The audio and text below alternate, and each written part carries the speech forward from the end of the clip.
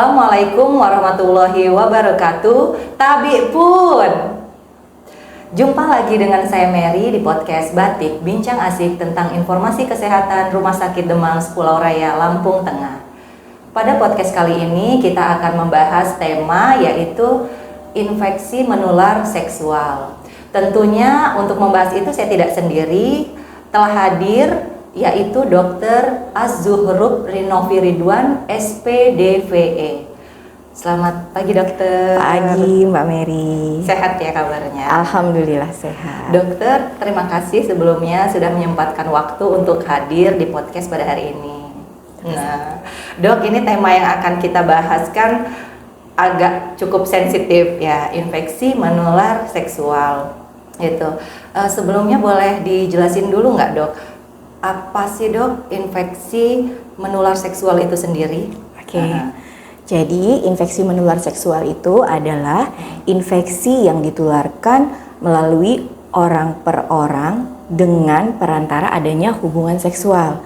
Nah, hubungan seksual atau kontak seksual itu meliputi dari mukosa kelamin, mukosa anal atau lubang keluar daerah sekitar situ, dan juga mukosa mulut. Seperti itu.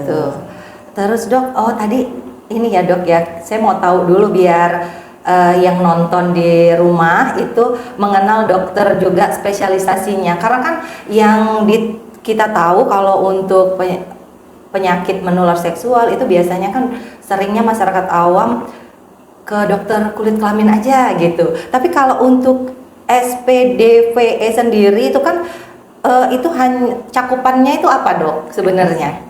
Jadi SPDVE itu yang dulu sebelumnya SPKK, spesialis kulit dan kelamin, sekarang berubah menjadi spesialis dermatovenerologi dan estetika. Nah, dermato itu untuk kulitnya, venerologi untuk kelamin, estetika untuk estetika atau perawatan kecantikan seperti gitu. itu. Dan penyakit kelaminnya ini biasanya yang dihubungkan dengan infeksi menular seksual. Jadi kalau misalnya dia kelainan di kelaminnya tapi seperti hernia, itu beda lagi. Itu bukan ke dokter kulit, tapi ke dokter bedah. Kalau hernia skrotalis kan beda. Jadi penyakit kelamin yang ditangani oleh SPDVE adalah penyakit hubungan seksual, infeksi menular seksual, dan juga misalnya kalau pada perempuan penyakit-penyakit seperti keputihan, kemudian mungkin ada bisul atau skabies di area-area kewanitaan. Ya, seperti itu. Dok, terus jenis infeksi menular seksual itu yang sering dokter tangani sendiri itu jenisnya ada banyak atau kayak mana dok?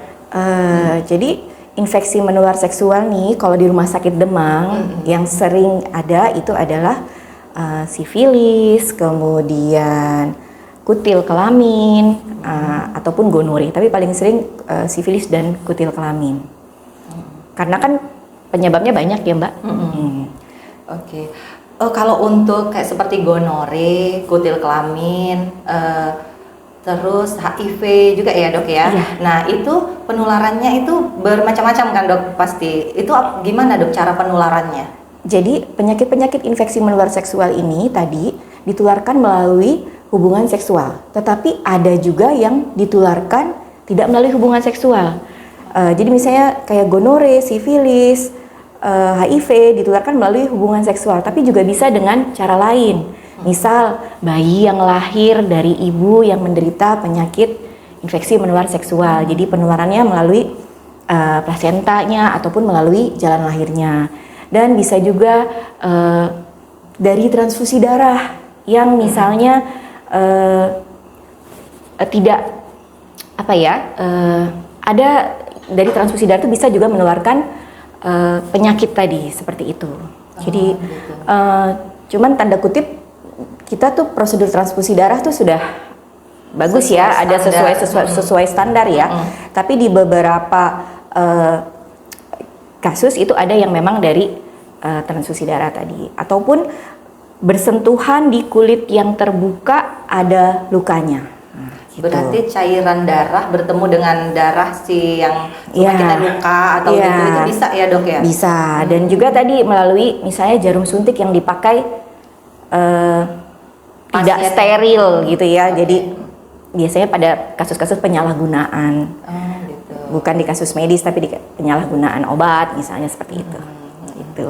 Kalau biasanya dok yang pengen ditahu nih, kita kan kadang was-was tuh ya, pasien ini kena sakit ini nih atau kayak mana gitu. Penularannya tuh cepet nggak sih dok? Kalau semuanya kita berkontak langsung atau pasien itu ada luka terbuka mengenai cairan pasien tersebut gitu, itu langsung proses untuk kita bisa cek tahu kita terinfeksi atau enggaknya itu berapa lama dok jangkanya? Itu berbeda-beda. Jadi masa inkubasi atau masa kita terpapar dengan terjadinya penyakit itu berbeda-beda, tergantung jenis penyakitnya gitu ya. Biasanya kalau yang waktunya lebih singkat, misal gonore dalam waktu beberapa hari sampai 2 minggu itu udah bisa kita tertular misalnya seperti itu. Tapi kalau misalnya kayak kasus-kasus tertentu kayak misalnya HIV itu dia bisa cukup lama karena dia ada yang namanya periode jendela yang itu kisarannya cukup lama. Jadi kita misalnya terinfeksinya sekarang belum tentu langsung kelihatan tuh. Jadi kita harus menunggu ada waktu tersebut kurang lebih 9 bulan sampai setahun seperti Untuk itu. gejala Iya, ya, untuk oke. pemeriksaannya di dalam darah itu. Dok, kalau seumpamanya kita sudah tahu ada keluhan itu gitu ya, dan kita memeriksakan ke dokter, untuk penanganannya sendiri itu dari HIV, gonore dan lain-lain itu pasti berbeda-beda kan dok?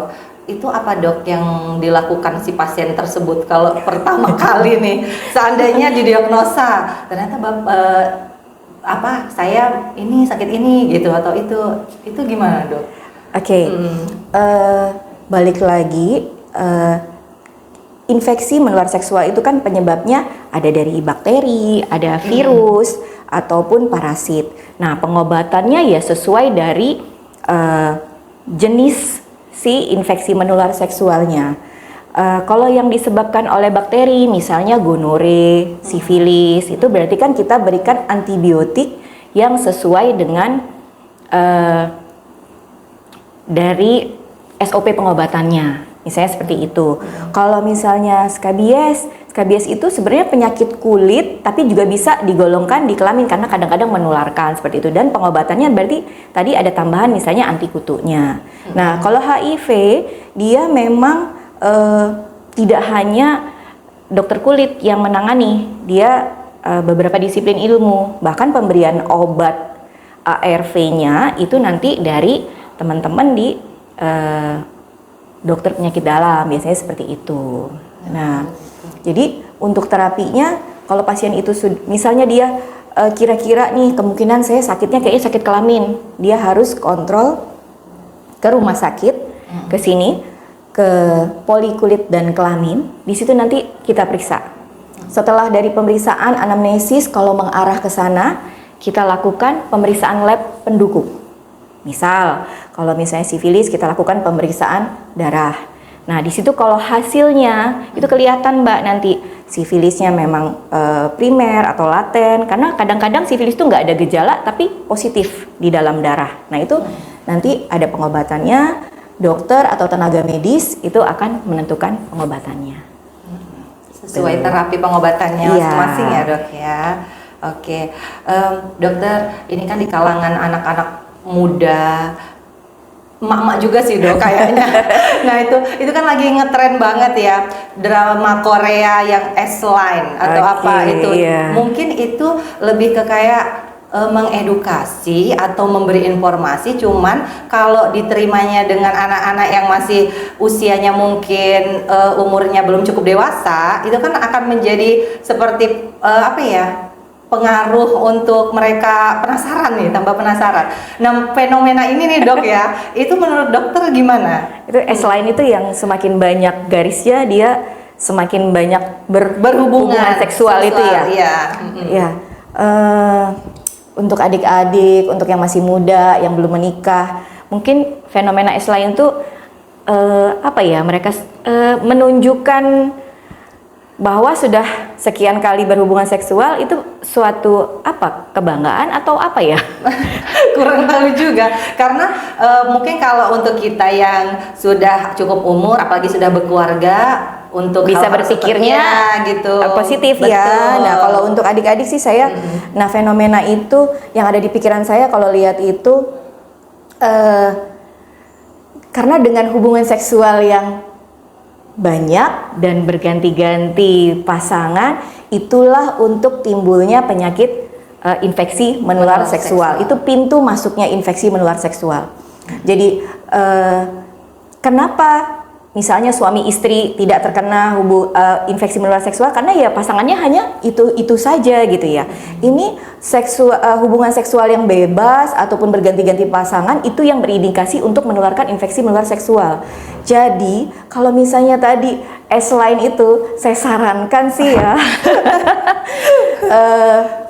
benar-benar harus memahami bahwa hubungan seksual yang sehat adalah pada saat usianya sudah cukup, dan tadi kalau secara agama ya terikat dalam perkawinan, jadi pasangannya tidak berganti-ganti gitu ya.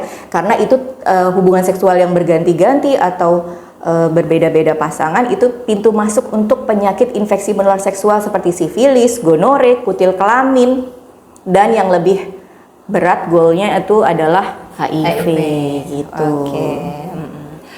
Dokter, selama dokter menangani pasien yang menderita infeksi menular ini, pastikan dari berbagai macam kalangan ya dok.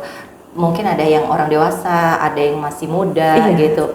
Ada nggak sih dok pengalaman yang menyentuh hati ketika menangani pasien yang didiagnosa infeksi menular ini? Ada nggak pengalaman yang menyentuh hati ketika melihat, atau mungkin ada yang masih muda banget atau gitu?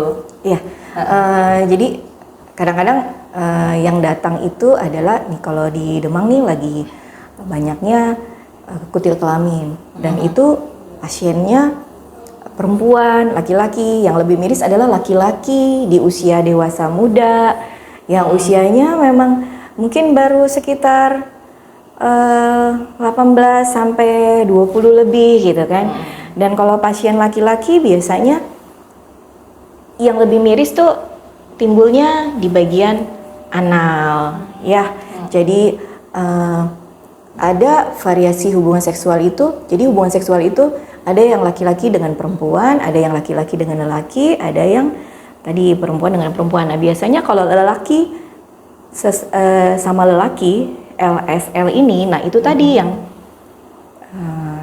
tumbuh si kutil kelaminnya di area tersebut. Iya, gitu ya. dan yang lebih miris tuh usianya masih muda.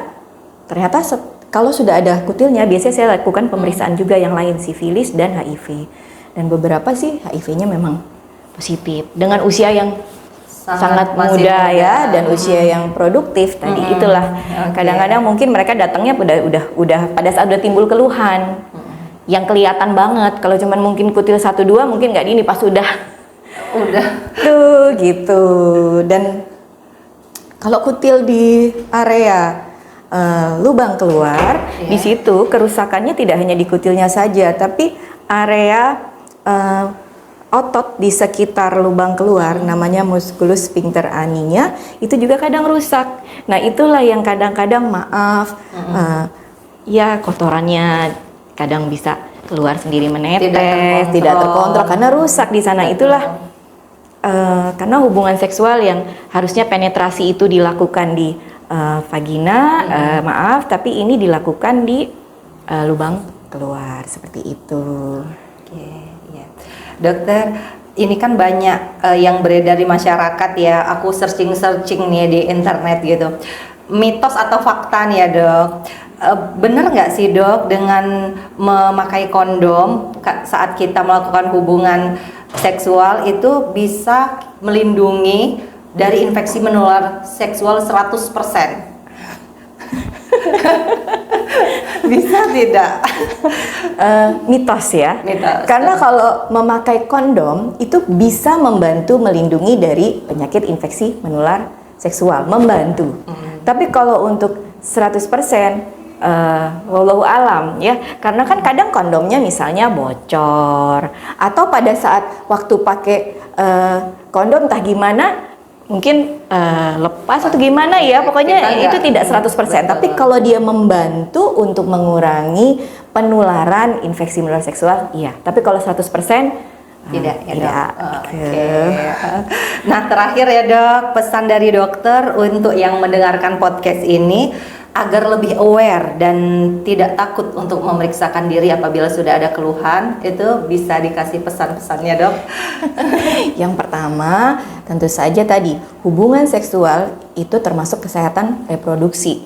Jadi harus dilakukan dalam kondisi usia yang cukup dan juga tadi kalau misalnya secara agama memang dengan pasangan yang sah. Seperti itu. Dia diupayakan tidak berganti-ganti pasangan, kemudian merawat area genital, area kelamin itu dengan perawatan diri kayak kita mandi sehari-hari, tapi itu ikut dibersihkan juga kebersihannya. Kemudian apabila sudah terlanjur ada riwayat tadi berganti pasangan atau pernah melakukan hubungan seksual yang kira-kira kemungkinannya kurang sehat, silakan periksakan diri ke dokter kulit dan kelamin untuk dilakukan penapisan atau pemeriksaan laboratorium yang mendukung ke arah penyakit kelamin. Jangan takut untuk bertemu tenaga kesehatan. Di Rumah Sakit Demang Sepulau Raya Lampung Tengah, kita di sini ada 2 dokter kulit dan kelamin. Setiap hari kami Senin sampai Jumat ada di sini. Insya Allah kerahasiaan pribadi, data pribadi itu tetap terjaga. Gitu. Oke, iya. Baiklah dokter, sekian podcast kita pada kesempatan kali ini. Satu lagi lupa. Silakan dong. Kalau memang tadi sudah terlanjur berhubungan seksual, pakailah kondom atau pengaman. Kenapa? Tadi dia tidak melindungi 100%, tapi paling tidak insya Allah membantu untuk mengurangi penularan infeksi menular seksual tadi. Asalkan kondomnya pasti tidak bocor, seperti itu. Kondomnya memang terjamin ya, artinya terjamin bisa memang, intinya nggak boleh bocor kondomnya, nggak boleh ada yang nggak apa ya, tidak ya pas gitu lah ya dok, iya, ya gitu. Kurang lebih seperti itu. Jadi daripada tidak menggunakan pengaman sama sekali, nah itu baiknya pakai pengaman atau kondom ya. Tapi yang lebih baik adalah hubungan seksual yang sehat karena ikut memelihara kesehatan reproduksi kita. Betul sekali. Cukup ya dokter ya. Baiklah, sekian podcast kita pada hari ini. Semoga informasi yang kami berikan dapat bermanfaat dan tetap jaga kesehatan. Wassalamualaikum warahmatullahi wabarakatuh.